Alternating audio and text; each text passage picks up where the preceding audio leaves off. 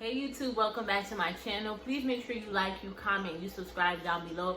To all my old subscribers, welcome back to another video. I hope you guys are continuing to be safe during this pandemic, and if you are going out, don't forget to wear your mask. To my new subscribers who are joining my channel, I hope you guys like what you see and you join the Keeping Up with Shantae family and look out for more videos. So this video, guys, I know it's summertime. We have some new teachers who just got a job. You just found out what grade you're going to be teaching, and you're probably wondering, what am I supposed to be doing right now over the summer to kind of plan to get myself ready for the physical school year. So I wanted to share like some tips of some things that you can do over the summer to kind of get yourself a little bit ready. So yeah, let's get started with this video. So the first tip that I would say is curriculum. You should have by now received the curriculum. If not, you'll probably get it maybe when it gets closer to school about to start. But if you already know the curriculum that you're going to be teaching, I would say look at it, especially if you're not familiar with it. You definitely want to get a head start so you don't kind of walk into the unknown coming September. Like prime example for me, when I first started teaching first grade, my students were doing Go Math. I was not familiar with Go Math, so what I did is I researched. I went on the website, I kind of browsed around, just kind of looked. I couldn't get full access into it because I didn't have a login. I didn't have a password, so I can just like kind of skim through the website. At that time, for the reading and writing curriculum, at that time my students were doing Teachers College reading and writing. So I went on their website. Also didn't have a login, but I can kind of browse around. And due to the fact that when I was doing my student teaching, that school in particular where I was doing my student teaching, they were already doing that curriculum, so I kind of had some prior knowledge of it going into it. So I kind of knew already what to expect. So I just needed professional development training for me, even though I never got it. So I basically had to teach myself how to do that. So keep in mind, if you are going to be a new teacher, you should be getting professional development on that new curriculum if you are not familiar with it, or if it's new to the school period and the school has changed their curriculum from last academic school year to this year, then you will most likely be getting training with the teachers that were there. The teachers that are already there, you guys will all be learning the new curriculum together. So yeah, I would definitely say to do that. Also, look at the Common Core standards, especially for the Pacific grade that you're going to be teaching. So at that time, I was teaching first grade, so I looked at the reading, writing, speaking, listening, and math standards. I also looked at the social studies and the science kind of scope and sequence. I looked at the unit plans that was out there to kind of see what is it students are expected to learn. Especially when it comes to the Common Core standards, you want to make sure that you analyze it. You really look to see what is it that the students are supposed to learn by the time they leave first grade. So definitely want to look at that, kind of have it printed out, highlighted. If I'm the type of person, I need a visual. I'm very hands-on. I need it right in front of me. So I like to go through it and kind of highlight it and then just check to make sure that I understand it, and try to find like some activities that may possibly align with those standards. So definitely do that. Number 2 is look at some professional development. And when I say professional development, I'm not saying things that you have to pay for. No, do not pay for any professional development over the summer unless your school is sending you to one. That's it. Keep your money in your pockets.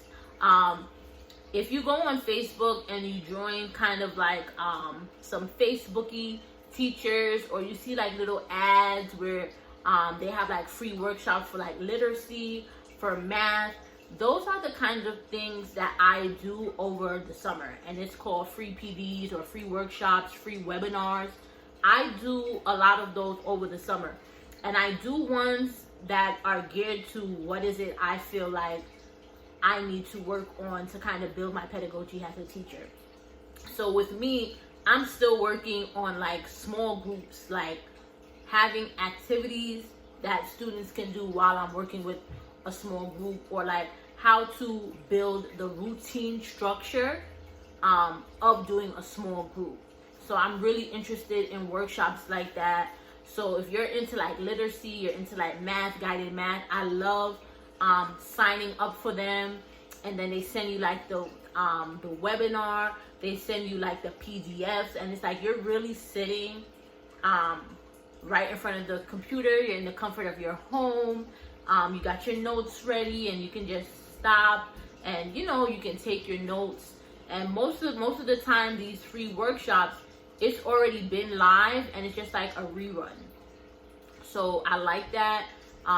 Maybe sometimes it may be live, it may not, it may be pre-recorded already, but even still, like you feel like, for a free workshop, you're getting a lot of good information. And I like that you get the material, you get to highlight, do whatever it is that you need to do, and it's something that you can put in your back pocket, and you can build a binder of those free workshops and seminars that you did, and kind of build a binder if you want to go back and kind of look at those resources. So I would definitely say if you can find any of that, do that over the summer to kind of brush up on skills or anything that you're interested or you want to learn more about. Do that over the summer. Number 3, I would definitely say think of some procedures and routines. What I did is I looked up back to school like routines and procedures, and I'm going to put up the one that I use every year just to make sure that I have all my routines and my procedures in place. The ones that are common, or the ones that I feel like I need to use with my students. And I like that I'm able to use it as like a checklist to kind of guide me and let me know like all the routines and the procedures that I have planned. So prime example, like how are kids gonna enter in your room? How are they gonna put their stuff away? How are they gonna drop off their homework so you can check it? What does it look like when they're lining up? What does it look like when they need to go to the bathroom? Are they gonna have to get a pass? Are they gonna have a special block or something that they put on their desk when they're going out to the bathroom, so you can know that a student just left out of your classroom? So like really thinking of like those routines and procedures and what it looks like in your head. Write it down on the piece of paper, but most importantly, think about how you're going to teach this to students. And I would say get a weekly planner to kind of help you plan out what that looks like for week 1. With me, what I did when I was planning, I did 2 procedures every day. I think I did 1 or 2 procedures like every day to kind of get kids in the habit of doing the routine. And I had like students teaching other students. So if one day we taught it, I have like a student go up, try it, and we all watch and see what is it the student did, what they did wrong, what they could have did better, and kind of show students like, okay, this is how we were supposed to do it, and kind of hold each other accountable. Like, hey, Tommy, you didn't do it right. Anna, can you show Tommy how to do it? Like really, you have to do a lot of role playing in order to get these kids to get these routines very quick and to understand it. Another book that I use that I recommend for you guys is The First 6 Weeks of School. I got this book when I finished the end of my student teaching, and the teachers let me know like this is a book that they definitely use. I like this book because it really breaks it down for elementary school students and middle school students up to 6th grade. It shows you some activities that you can do the 1st, the 2nd, the 3rd, the 5th, and the 6th. Do you have to do the activities in this book? No, you don't have to do all of them, but you can kind of tweak it to your liking, depending on what you think your students would like. And if this is something that you use and you've tried it, then maybe this is something that you will continue to use as the years go. But this is definitely an awesome resource to use if you're unsure of like what you should be doing the first week of school. You know, use some of these activities, and it really breaks it down. Day 2, day 3, like beautiful. So definitely take a look at this, The First 6 Weeks of school. Number 4, think of how you want to communicate with your parents. Parent communication is very important. So this is something that I kind of did later on. I know this academic school year, when I was, before I went to my school in the Bronx, I was making newsletters every week, keeping the parents up to date on what they were doing, homework, when there was a test coming, what they was going to be learning that week in terms of reading, writing, math, and science. And it really did get overwhelming. So I would say Classdojo, and that's something when I went to the school in the Bronx, the teacher that I was paired with, she was already using Classdojo, so I was able to get on very quickly, kind of introduce myself to the parents, like, hey, this is Miss Dixon, like, I'm kind of excited to meet you guys. So I would say Classdojo. You can also use it as a reward incentive too, because the parents are able to see the points that students collect throughout the day. You know, if the student is doing bad behavior, they get a thumbs down, so the parent is already notified, like, okay, Tommy's not doing good right now. Maybe that's a conversation you want to have with them later. So what we did is, students who had the most dojo points, at the end of the month, they were able to go to the prize box. I liked it because the parents are able to see when the students do their homework, when they don't. So it's like a quick, easy notification. I like that parents were able to text me on it, message me if they had any questions regarding homework or an assignment. But please be mindful, we gotta have a cutoff time on it, because you have parents who want to text you like 4, 5, 6 o'clock thinking that you on there all the time. So you kind of do have to set like a timer of like when it's up and when it's off. But I did, like, during the day, if a parent had any questions, I was able to write them throughout the day, you know, any announcements, anything that was going on in the school. God forbid if it's an emergency or something, it's just easy access to kind of communicate with the parents very quickly. So really think of what are you going to use for parent communication. Also, I know some teachers use Reminder. I don't know too much about Reminder, but I think Reminder is a little bit similar to Classdojo. It's just that it's not like a reward thing where you can give points, if I'm not mistaken. So really think about that. Number 5, I would say, is see if you can kind of think of some rewards and incentives. I found myself like kind of buying some like little trinkets and little stuff that I can kind of use for like incentives for students or things that they like, and kind of using like a behavior system if you don't want to use the Classdojo, or if you want to use Classdojo has a second one.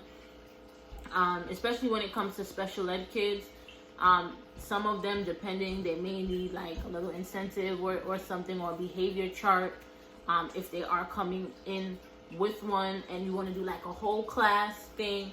So maybe like buying like a few little trinkets, you know, kids like stickers, crazy pencils, anything with foam or glue or anything, or slime. You know, they're into the slime thing now, but the slime I'm kind of iffy, because if I give slime, like I don't want to see it. And you know, these kids, they try to bring it in the classroom. So I won't even say slime. God forgive me, no slime.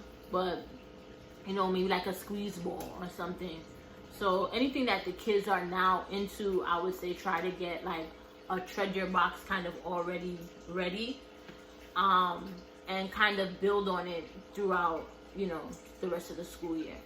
And most importantly, I would say is to not stress too much over the summer, because it's only but so much that you can do. You're really gonna learn everything while you're in it. And just be mindful that you're learning. That's something that I had to learn. I thought, hey, I'm the newbie, I'm gonna learn everything that I need to know, and it was like, no. I had to learn myself. I had to reach out, build relationships, communicate with other teachers, work with other teachers in order for me to know like what is expected, how things are ran here. So building that relationship with your colleagues. I would say if you're working in an integrated co-teaching setting, and you're working alongside with another teacher, I would definitely recommend meeting up with a teacher maybe once or twice over the summer, just to kind of meet each other, get to know each other, talk about, you know, how you teach, what are your beliefs as a teacher, your values, your behavior management, what are some things that you're going to tolerate, what are some things you're not going to tolerate, and really kind of get to know each other before going into the academic school year. I know when I first started teaching, me and my co-teacher, we were both new to the school, so we kind of wanted to kind of meet each other beforehand, and then, you know, once we got into the school, you get to kind of meet with everybody. So really, you know, if you're in that situation, I do recommend meeting up once or twice and just really kind of discussing, you know, you and your teaching point or subjects you like to teach or don't like to teach, and really have that open means of communication so you guys can kind of understand each other. And, you know, once the school year starts, everything is kind of at a good pace with you and your co-teacher. And yeah, I hope this was some good advice for any new teachers. If you guys have any tips that you want to share, especially if you're a teacher who has been teaching longer than me, please share them down below for any new teachers. You know, we love to share advice. Please share it down below. I'm all about helping somebody who may need that support. Also, I've been having this thing, guys, I'm going to share. On Instagram, I follow Black Girls Trader Joe's. And I've been going to Trader Joe's and trying some of the items that they have on Black Girls Trader Joe's on Instagram. If you don't know about it or you have an Instagram, please follow their page. I've been like getting some like foods and really been trying new things, kind of going out of my comfort zone. And I really want to come on my YouTube channel and show that haul. If you are interested, like, let me know down below. Write a comment and say, like, please do your Trader Joe's haul, or write Trader Joe's haul if you are interested, so I can share some foods and things that I bought at Trader Joe's, and maybe you guys can go out to your local Trader Joe's and try them out. So if you are interested, please let me know down below if that's something that you would like to see on this channel. I hope you guys like this video. Leave a comment, and I'll see you guys in my next one. Bye, guys.